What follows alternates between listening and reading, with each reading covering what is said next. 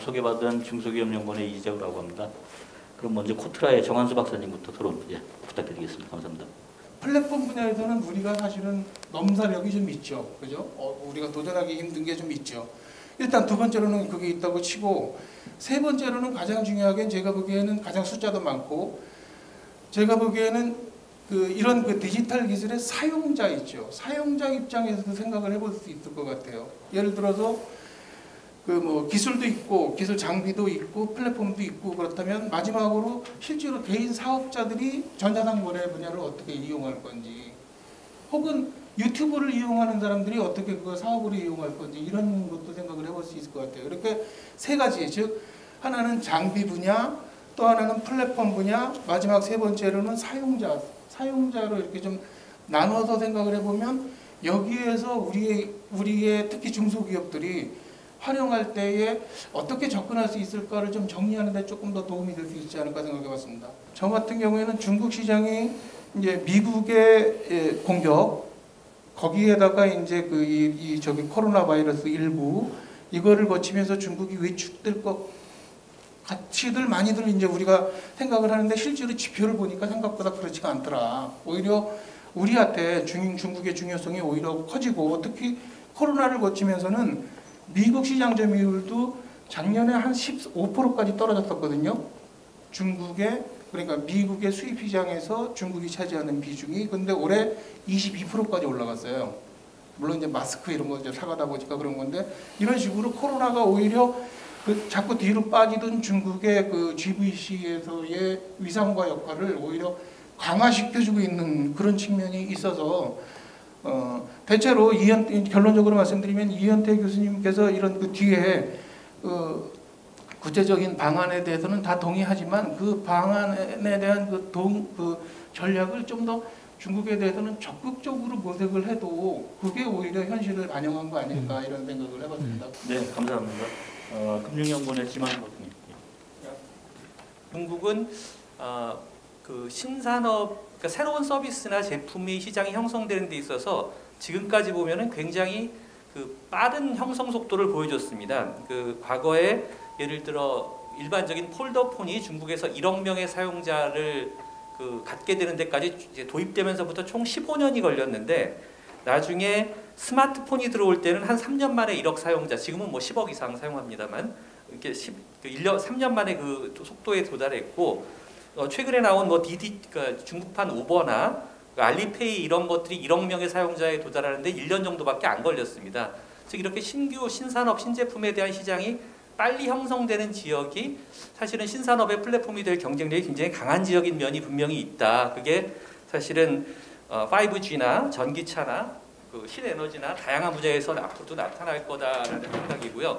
그러다 보니까 미국이 가지고 있는 굉장히 압도적인 기술적 우위에도 불구하고 사실은 꽤 많은 신산업 분야에서 미중 두 개의 플랫폼 또는 미중 두 개의 블록이 형성될 수 있는, 장기적으로 공존할 수 있는 그런 공간이 많이 생기는 것 같다. 그리고 이건 신산업이니까 각자 두 개가 다 성장할 공간이 충분하기 때문에 하나가 성장하면 하나가 죽는 게 아니라 둘 다 성장할 수 있는 그런 어떤 모델이 가능하다고 보고, 그러다 보니까 두 블록 또는 두 플랫폼의 경쟁이라는 것도 왜 땅 따먹기처럼 지금 5G 아까 지도처럼 어느 나라는 누구 편, 어느 나라는 누구 편, 이걸로 승패가 결정되는 게 아니라 바로 신산업 신기술을 말하자면 관련된 시장을 또는 산업을 어느 나라가 더 많이 키우느냐, 내부적으로 그걸 둘러싸고 경쟁이 벌어질 거고, 관련된 융합, 관련 산업의 발전 이런 것들이 어디가 더 빠르냐에 따라서 결국은 장기적인 승패가 나는 거 아니냐 생각합니다. 네, 숭실대 구기보입니다. 네, 두 분 발표 잘 들었고요. 네, 풍부한 내용 통해서 공부도 많이 했습니다. AI나 빅데이터 이런 분야 쪽에서 이제 이 종합적인 경쟁력 측면에서 굉장히 비관적인 말씀을 해주셨는데, 근데 이 삼성에서는 이제 반도체 이후에 미래 먹거리를 AI로 선정을 하고 있는 걸로 알고 있습니다. 그렇다면 이제 삼성이 이제 선정을 잘못한 것이냐 뭐 이런 의문도 갖게 될 텐데 일단 이제 이게 그 AI나 빅데이터 이런 분야가 세부적인 영역들이 이렇게 잘 드러나질 않아서 저도 정확한 그 코멘트를 하긴 어렵겠습니다만 뭐 그 영역에서 또 이제 한국이 가질 수 있는 부분적인 경쟁 우위들은 있으리라고 생각이 됩니다. 예, 그래서 이제 종합 경쟁력에서 밀리지만 이제 특정 분야, 특정 기술 뭐 이런 쪽에서 이제 앞설 수 있는 영역들을 찾아서 좀 집중적으로 발전시키면은 중국의 AI나 빅데이터가 발전할 때 동반 성장할 수 있는 그런 여지가 있지 않겠나 이런 생각이 듭니다. 그리고 이제 미중 무역 분쟁은 이제 뭐 그 다른 말로 중국 때리기라고 이렇게 볼 수도 있겠는데 이게 이제 성공적인가 실패인가 물론 이제 그 미국 입장에서 볼 때 의도대로 됐는가 이런 거를 좀 구체적으로 언급이 됐으면 좋겠는데요. 그 뭐 관세 부과 때문에 일부 그 중국에 진출했던 미국 기업들이 리쇼어링을 하기도 하고 또 그 다음에 이제 글로벌 기업들이 미국의 뭐 우리 기업들도 마찬가지입니다만 투자를 하기도 했죠. 그럼에도 불구하고 이제 그 세계 제조업에서 미국과 중국이 차지하는 비중을 보면은 이 미중 무역 분쟁이 한창 진행되는 2017, 18년 뭐 이때도 보면은 여전히 중국의 비중은 늘어나고 있고, 네, 그 다음에 이제 미국의 비중은 작아지고 있습니다. 지금 보면 2008년과 비교해 봤을 때, 이 미국의 이제 제조업 비중은 한 17%였던 게 15%로 떨어져 있고요. 한 18%에서 한 15%로 떨어졌습니다. 그 다음에 중국 같은 경우는 이제 거의 같은 수준이었던 게 25%로 증가를 했거든요. 그래서 이제 그런 부분에 대한 언급이 좀 있으면 좋지 않겠나 이렇게 생각하게 됩니다. 제가 생각하는 게 맞는지에 대해서 한번 고민을 다른 세미나에서 이제 발제를 했을 때 말씀드렸던 건데 사실은 이게 왜 5G가 장비 산업이고요. 3G나 4G랑 완전 다른 체계가 되는 거예요. 그래서 그거를 화웨이가 완전히 장악하게 되면 다른 6G 아까 말씀하신 것 6G 개발될 때까지는 화웨이가 모든 걸 장비를 납품하는 거예요. 완전 독점하는 거가 되거든요. 그러니까 미국에서는 완전히 그냥 뭐 어떤 것도 할 수 없는 상황이 되는 그런 상황인데 만약에 왜 화웨이만이 제재 대상이냐 반도체였기 때문에 특정 산업이었기 때문이냐 제 생각에는 이런 부분이 있어요. 알리파이도 그렇고 텐센스도 그렇고 사실은 어떻게만 따지면 미국이 위협이 될 수도 있어요. 미국 산업별로는 위협이 될 수도 있고 위협이 된다는 말을 만들어낼 수도 있는데 왜 화웨이였을까를 생각해 보면 사실은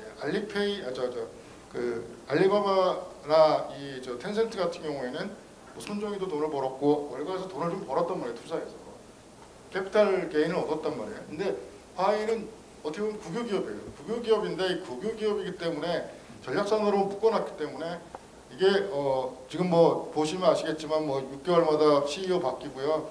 우리 사주가 대부분이고 공개 안 했고요. 그러면 월가에서 캐피탈 게인을 얻을 수 없는 구조라고요.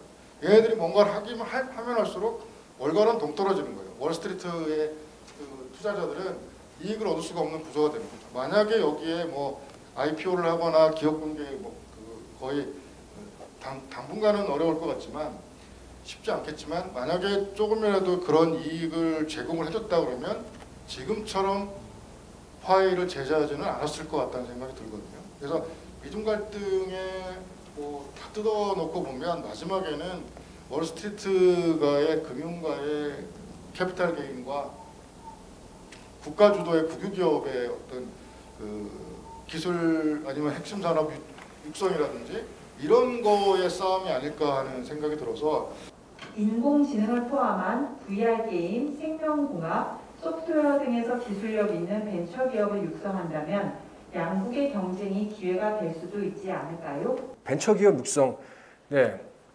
근데 중국이 약한 부분이 어디인가? 아까 제가 발표에서 말씀드렸던 것은 이런 인공지능을 물리적으로 구현하는 능력. 그러니까 이런 인공지능 자체 발달했지만 그것을 신소재라든가 로봇공학 같은 걸 통해서 이렇게 물리적으로 구현하는 능력이 중국이 딸리는데 그런 부분에서 우리가 중국의 기여, 말하자면 중국의 아픈 부분을 긁어줄 수 있을 것 같고요. 그리고 앱 생태계, 그러니까 우리가 안드로이드만 쓰는 게 아니라 안드로이드에 탑재된 수많은 앱을 쓰고 있는 건데 지금 중국이 독자적인 OS를 개발한다고 해도 그 앱이 부족한데 그런 면에서 우리가 벤처기업이건 뭐건 간에 그런 면에서 협력할 수 있을 거라는 생각이 듭니다. 미국이 이렇게 첨단 산업에서 굴기를 좀 저지해 주면은 한국한테 반사이익이 생기는 건 분명히 맞습니다. 특히 반도체가 굉장히 많이 대중국 수출을 유지하고 있는데요. 거기서 오히려 더 한국에게 좀 기회가 있는 것도 사실입니다.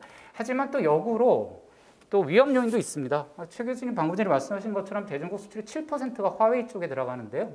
화웨이 쪽에 들어가는데 그게 만약에 미중 경쟁이 좀 극한 상황으로 신냉전 수준까지는 안 가더라도 어떤 수출을 막을 수가 있겠죠. 그럼 7%의 수출이 날아가는 경우도 있을 수도 있습니다. 따라서 기회 요인도 보고 위험 요인도 보고 동시에 같이 여러 가지 시나리오로 고민해 보는 것이 필요하다라는 것이고요. 기회 요인을 강조하자면 굉장히 많은 것들이 있습니다. 최근에 정부 쪽 사람들을 만나보거나 기업인들과 좀 얘기를 해보면은 사드 이후에 굉장히 잠잠했던 중국의 대한국 접근이 강화되고 있다라는 거죠. 미국이나 이쪽 서구 쪽으로 서방 쪽으로의 어떤 접근이 막히니까 기업 차원에서 연합에 대한 요구, 그 다음에 정부 혹은 지방정부에서도 많은 얘기를 들었습니다. 예전에 비해서 훨씬 더 중국 지방정부들의 협력 요건들이 많이 오고 있다는 것이고 박승정 교수님 아까 발표를 하셨겠지만 동북에서 한중협력 산업단지를 만들고 전적으로 한국 기업들에게 여러 가지 어드밴테이지를 주겠다고 얘기하고 있습니다. 그런 식으로 미중 통상 분쟁이 한국한테 주는 기회 요인도 굉장히 많다라고 할 수가 있습니다. 이상으로 세미나를 마치도록 하겠습니다. 감사합니다.